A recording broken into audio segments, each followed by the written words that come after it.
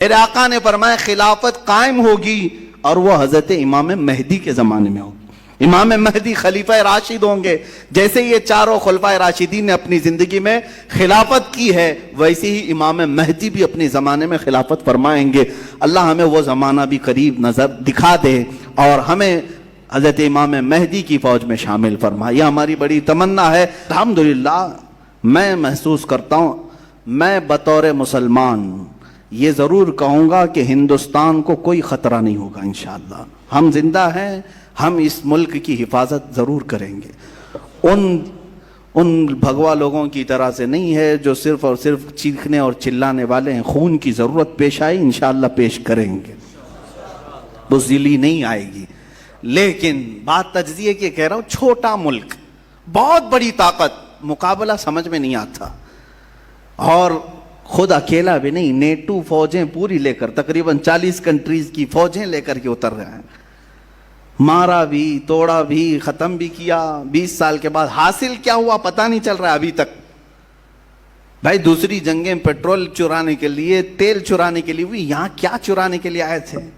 کبھی آپ نے سوچا یہاں کیا چرانے آئے تھے؟ عراق میں تو سمجھ میں آتا ہے کہ زبردستی نافذ کر کے وہاں سے پورا تیل چرا کے لے گئے، دوسری جگہوں پر اپنی قوت جمانے۔ یہاں کیا تھا تمہارا؟ کیا تکلیف کیا تھی؟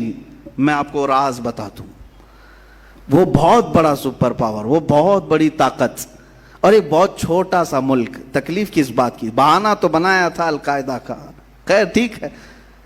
اچھا ایک بات یہ بھی آپ کو میں بتاؤں، تاریخ میں پیچھے جائیے تھوڑے 6-7 سال پہلے، بلکہ یہ جنگ شروع ہوئی 2001 میں، کس بات پر؟ کہ ابن لادن کو ہمارے حوالے کرو۔ انہوں نے منع کیا، یہی ایک وجہ تھی جنگ کی، بن لادن کو ہمارے حوالے کرو، ہمارے حوالے کرو۔ امریکہ اتر پڑا، مارا۔ 14 سال کے بعد پتہ چلتا ہے کہ وہ تو پاکستان میں تھا۔ کہاں مارا گیا بن لادن؟ ان کی رپورٹ کے مطابق، مجھے نہیں معلوم کہاں مارا گیا، پاکستان میں مارا گیا۔ تو پھر افغانستان میں کس کے لیے لڑ رہے تھے؟ اگر وہ وہاں بیٹھا تھا تو افغانستان میں کیوں لڑے؟ مر گیا بن لادن تو پھر 6 سال تک کیوں بیٹھے رہے؟ یہ ایک راز ہے میرے عزیزو۔ نہ بن لادن کی ضرورت تھی ان کو، نہ کسی اور جماعت کی ضرورت تھی۔ میں جو محسوس کرتا ہوں وہ صرف یہ ہے کہ وہ بشارت مصطفیٰ تھی۔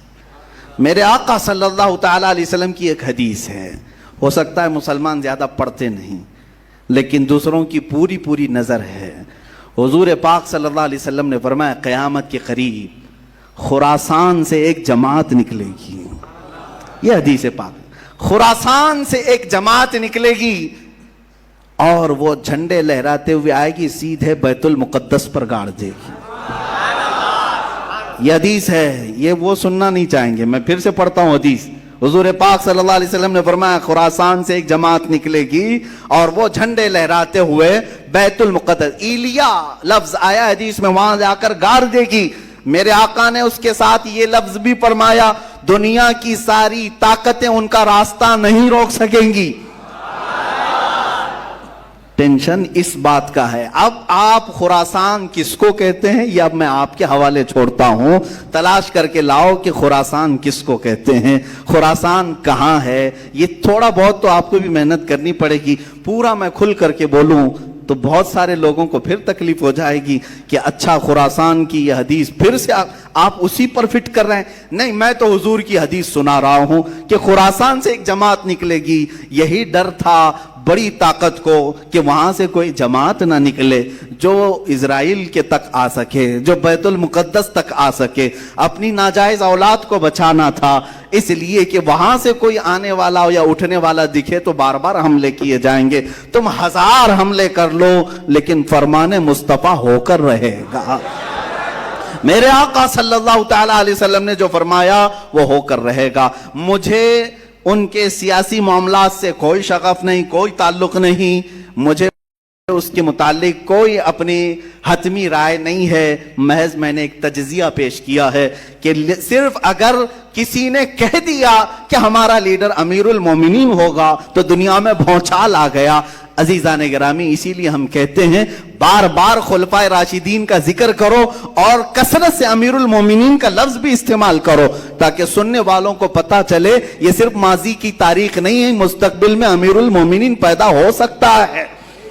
اور حضور اکرم صلی اللہ علیہ وسلم نے بشارت دی ہے کہ خلافت علی منہاج النبوہ، کوئی میری تقریر کو توڑ مروڑ کر کے نہ کہہ دے کہ پوری فضیلت افغانستان پہ بیان کرے، نہیں، میرا ایسا کوئی انٹینشن نہیں ہے، میں صرف یہ کہہ رہا ہوں میرے آقا نے فرمایا خلافت قائم ہوگی اور وہ حضرت امام مہدی کے زمانے میں ہوگی۔ امام مہدی خلیفہ راشد ہوں گے، جیسے یہ چاروں خلفائے راشدین نے اپنی زندگی میں خلافت کی ہے ویسے ہی امام مہدی بھی اپنے زمانے میں خلافت فرمائیں گے۔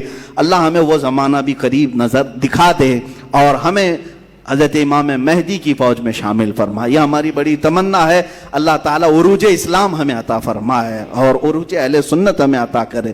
عزیزان گرامی، بات ہماری دیگر طرف نہ نکل گئے، حضرت عثمان غنی رضی اللہ تعالیٰ عنہ، حضرت علی کرم اللہ وجہہ الکریم کی بارگاہ میں ہم مختصر خراج عقیدت ضرور پیش کریں۔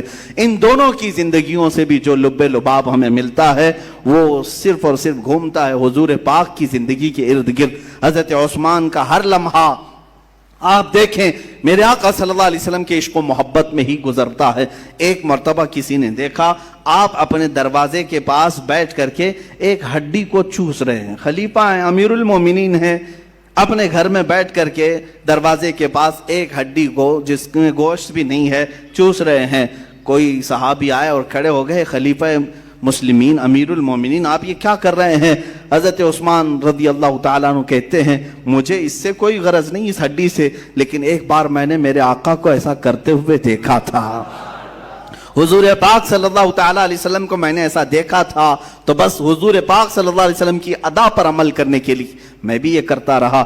آپ کو وہ بھی حدیث معلوم ہوگی جب مسجد قباء کے کنارے ایک کنواں تھا جس میں حضور پاک صلی اللہ علیہ وسلم اپنے پیر نیچے لٹکائے بیٹھتے تھے، اکثر جب تشریف لاتے اور حضرت عثمان غنی بھی اپنی خلافت کے زمانے میں جب مسجد قباء کے پاس آتے اپنے پیر اسی کنویں میں اندر لٹکائے بیٹھتے، صرف اس لیے کہ میرے نبی نے ایسا کیا ہے۔ میرے عزیزو، یہ اعمال واجب اور فرض نہیں ہے، فرض اور واجب نہیں ہے، لیکن محبت کا تقاضا یہ ہے کہ محبوب جیسا کرتا ہے ویسا ہی محب بھی کرتا ہے۔ وہ محبت تھی ان کی، وہ عادات، افعال، اقوال، اعمال کسی چیز کو ترک نہیں کرتے، کوشش یہ کرتے کہ حضور کی ہر ادا پر عمل ہو جائے۔ ہم میں سے یہ جو سنت کا دعویٰ کرتے ہیں یا محبت کا دعویٰ کرتے ہیں، ہم بھی اپنی زندگی کو ذرا جھانک کر کے دیکھیں، کیا رسول کریم صلی اللہ علیہ وسلم تمہیں کہیں نظر آتے ہیں؟ ہمارے اعمال کے وقت کہ میں جب کھانا کھا رہا ہوں تو حضور پاک صلی اللہ علیہ وسلم کی ادائیں مجھے یاد آ جائیں کہ میرے نبی اس طرح سے کھایا کرتے تھے، میں بھی ایسا کھاؤں۔ حضور پاک صلی اللہ تعالیٰ علیہ وسلم کے اخلاق، کردار، گفتار، اس وقت ہمیں کیوں یہ بات یاد نہیں آتی کہ نبی کونین صلی اللہ تعالیٰ علیہ وسلم اس طرح سے کھایا کرتے، اس طرح سے بیٹھا کرتے، اس طرح سے بولا کرتے، مجھے بھی چاہیے کہ ایسا بولوں۔ صحابہ کرام کی یہی محبت تو ہے، یہ خلفائے راشدین کی محبت تو دیکھیں۔ رسول کریم صلی اللہ علیہ وسلم کی ایک حدیث صحابی بیان کرتے ہیں، کہتے ہیں کہ اللہ تعالیٰ علم کو قیامت کے دن قریب اٹھا لے گا۔ صحابہ نے پوچھا علم کیسے اٹھایا جائے گا؟ حضور نے فرمایا اللہ تعالیٰ یوں نہیں اٹھاتا، میرا ہاتھ دیکھ رہے انگلیاں، بلکہ علماء کو ان کے درمیان سے اٹھا لیتا ہے تو علم ختم ہوتا ہے، قیامت کے قریب علم ختم ہونے لگ جائے گا، علماء اٹھتے چلے جائیں گے۔ یہ جو میں نے آپ کو بتایا حدیث بیچ میں کیوں؟ صحابی رسول جب بھی اس حدیث کو بیان کرتے ہیں تو اپنی یہ انگلیاں ہاتھ کی یہ انگلیوں میں ڈال کر کے یوں بتاتے ہیں کھینچ کر کے کہ علم اس طرح سے نہیں نکالا جائے گا۔ صحابہ سے پوچھتے آپ ہر بار حدیث بیان کرتے ہیں، یوں بیان کرتے ہیں؟ کہا اس لیے کہ رسول پاک نے جب بیان کیا تھا تو ایسا اشارہ فرمایا تھا۔ صحابہ کا یہ عمل ہے کہ وہ اس اشارے کو بھی ترک نہیں کرتے حدیث بیان کرنے کے وقت۔ ایک حدیث ہے جس کو حدیث مصافحہ کہتے ہیں، آج تک وہ رواج ہے محدثین کے درمیان، جب وہ حدیث بیان کی جاتی ہے تو مصافحہ کر کے بیان کی جاتی، کیونکہ جب میرے آقا نے بیان کیا تھا جس صحابی کو تو مصافحہ کر کے بیان کیا تھا۔ عزیزان گرامی، یہی تو اصل زندگی تھی جو انہوں نے لازم پکڑ لیا تھا حضور کی ہر ادا کو، حضور کی ہر ادا کو۔ اسی کو اقبال نے کہا تھا، ان کے جو ہم غلام تھے خلق کے پیشوا رہے، ان سے پھرے جہاں پھرا پھر آئی کمی وقار میں، حضور کی غلامی ہی عروج کا اصل راز ہے. تمہاری کامیابی اور بلندی کا راز یہی ہے. سیدنا عثمان غنی رضی اللہ تعالیٰ عنہ کی زندگی کا جو سب سے خاص وصف ہمیں نظر آتا ہے وہ ہے حیائے عثمانی. آپ دیکھیں یہ بھی مشہور ہے اور حضرت عثمان کے ساتھ ایک لفظ جڑ کر کے آتا ہے غنی. ایک لفظ کیا ہے؟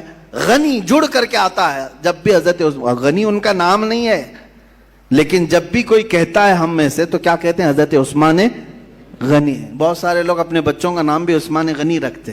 غنی تو ان کا لقب ہے. ہاں غنی ان کا لقب ہے. غنی بنو تو پھر اپنے آپ کو بھی غنی کہو. غنی